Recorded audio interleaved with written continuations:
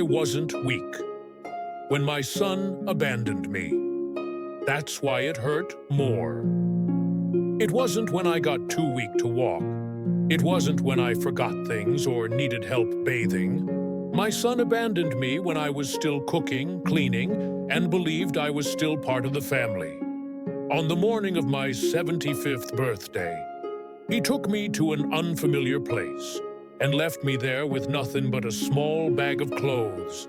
No explanation, no goodbye hug, no way home. Have you ever imagined being removed from your own life by the person you love most, like you've already died?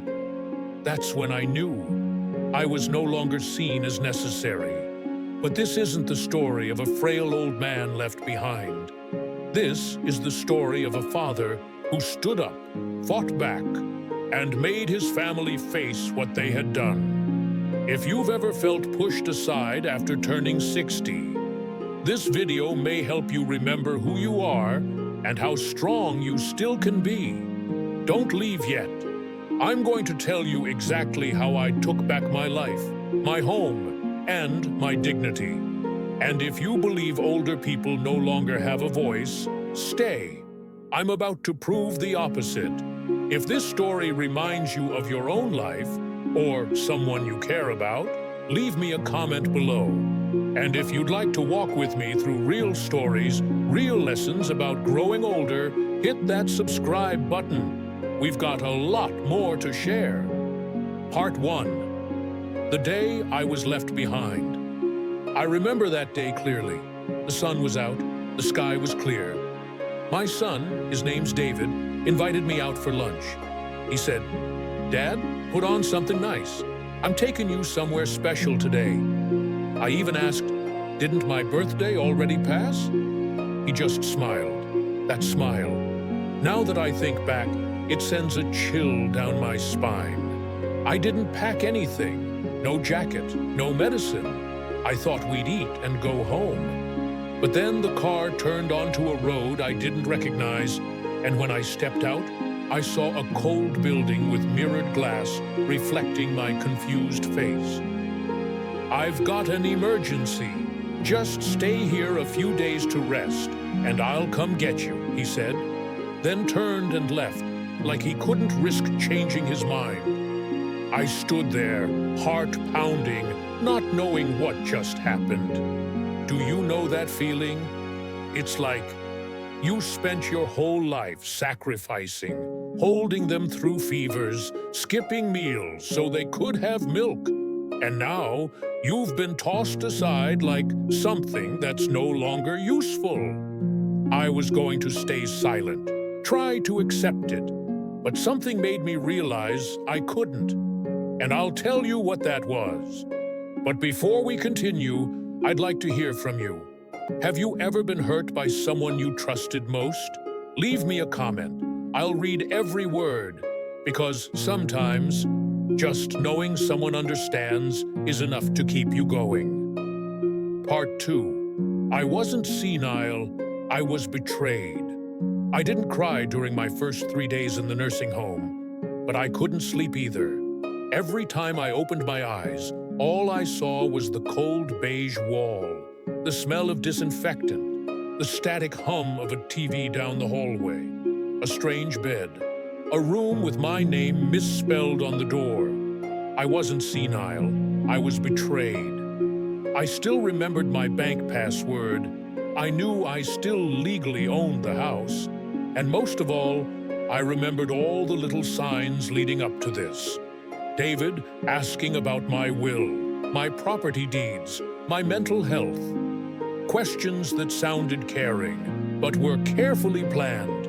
I didn't scream, I didn't cause a scene. I knew if I lost control, they'd use it against me.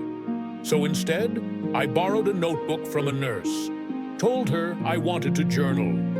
But in truth, I was drawing up a battle plan. I wrote everything down.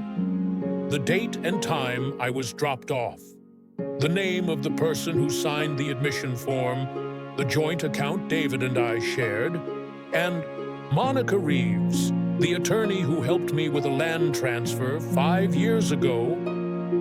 When I called her, my voice was calm, eerily calm. "Monica, this is Frank Miller.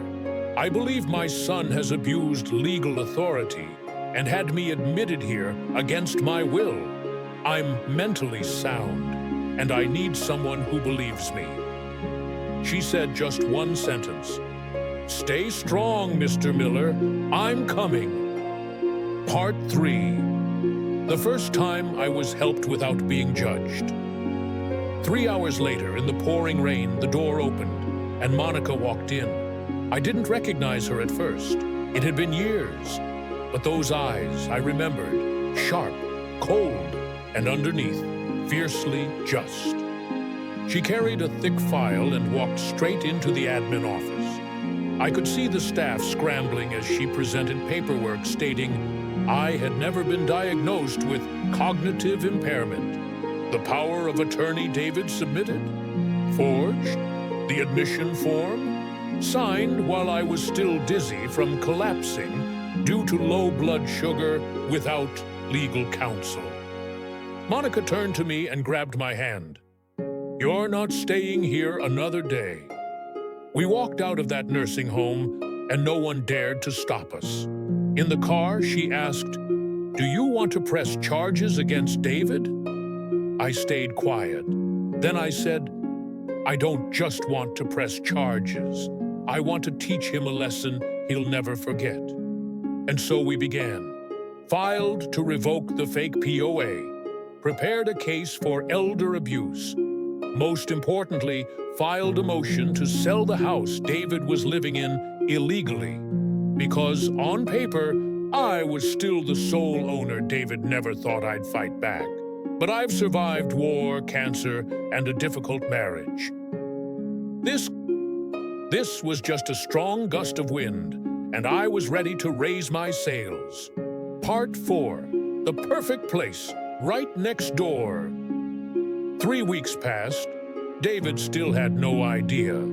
He was sitting on the same couch I worked overtime to afford, opening the fridge I saved all winter to fill. And he still believed I'd never come back. But then, on a Wednesday morning, he got a letter from the court. Eviction notice. 30 days to vacate the premises or face legal removal. Danielle, his wife, screamed. David turned pale. I didn't need to be there. Just imagining it was enough to make me smile. A few days later, I closed on a new house, right next door. I didn't do it out of revenge. I did it to remind them I'm still here.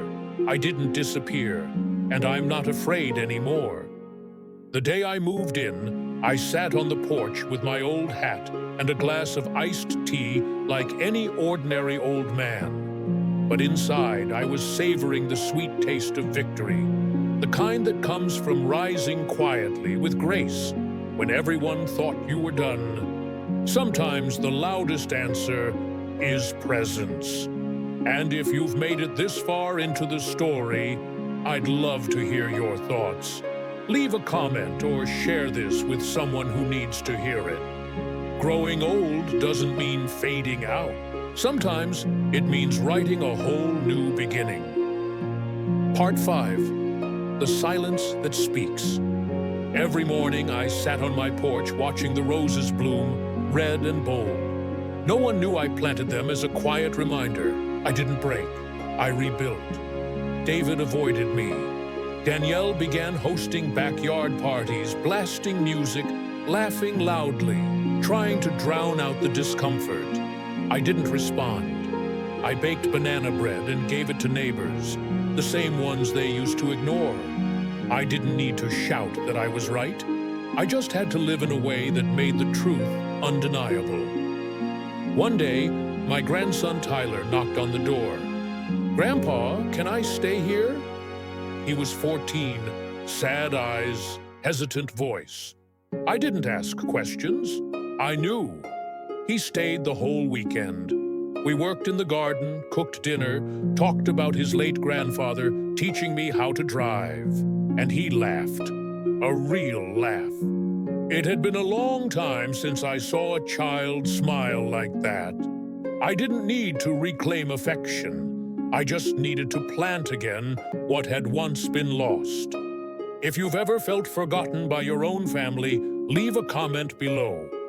I believe your story deserves to be heard too. And if you're still with me, thank you. Feel free to tap like so this video can reach others out there who feel invisible. Maybe they'll realize they're not alone.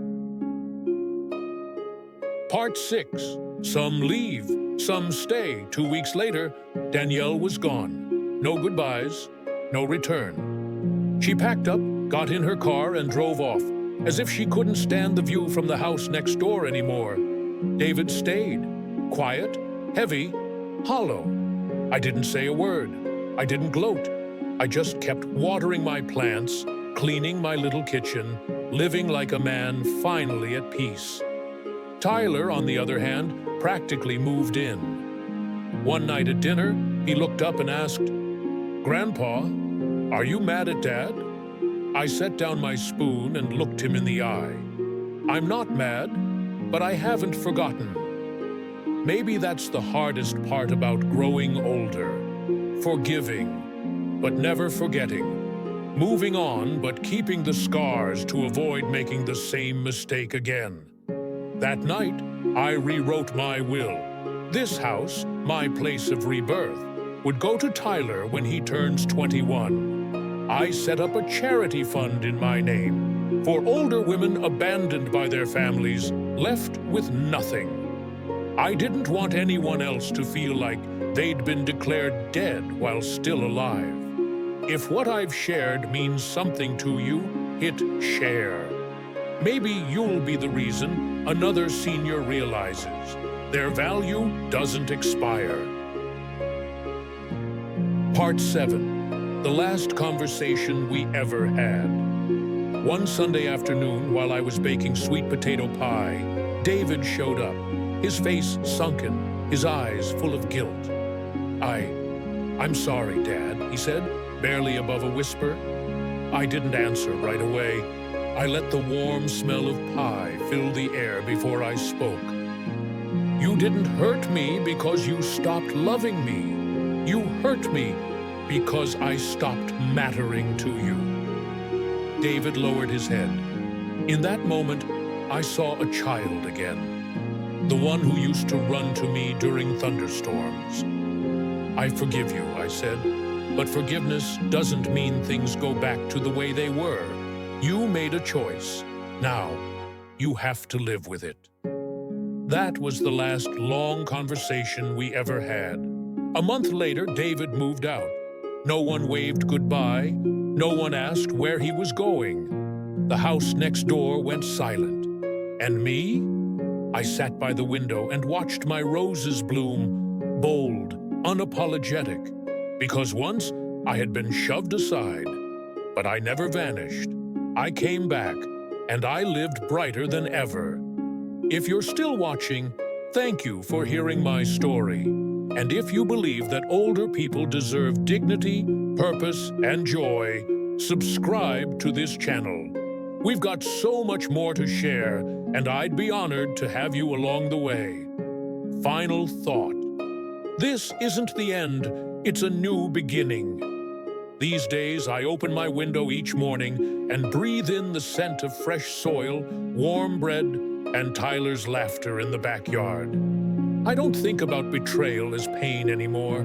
I see it as a storm, strong enough to knock me down, but also strong enough to sweep away what didn't deserve to stay. David is gone. No farewell, no backward glance, but I'm still here. Living in a smaller house, yes, but one filled with the peace I lost in a bigger one. I used to be seen as a burden. Now I know. My worth isn't defined by how others treat me.